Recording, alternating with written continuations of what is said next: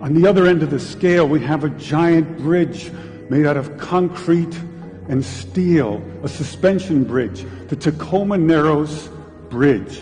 Cars and trucks and buses are going over it every day. And unfortunately, where they built this bridge, there was a steady wind blowing across it. And one day this wind induces a small vibration in the bridge, hardly noticeable. But the frequency of the vibration matches the resonant frequency of some part of the bridge. And the vibration gets larger and larger and larger until the bridge collapses into the river below. A destructive resonant frequency. So on one end of the scale, we have a giant concrete and steel bridge destroyed by resonance. And on the other, we have a small crystal glass shattered.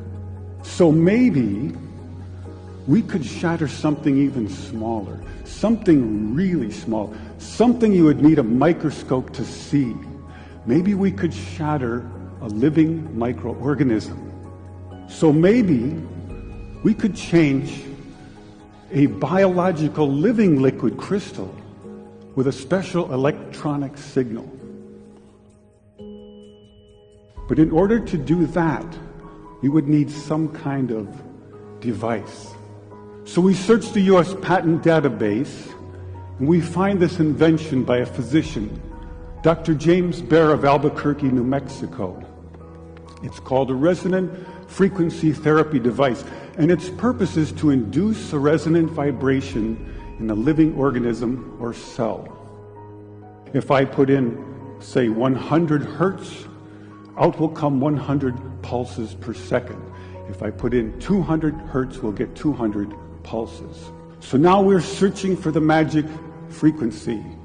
And we start with 100 hertz, and we look through the microscope to see if anything's happening. We watch for 5 minutes. Nothing happens. So we try 101 hertz. We look through the scope for 5 minutes, and nothing happens. So we try 102, 103, and so on. Over the course of 15 months, we try hundreds and hundreds of frequencies, if not thousands, until we find the magic combination. The answer is you have to have two input frequencies, one low, one high, and the higher frequency must be 11 times the lower.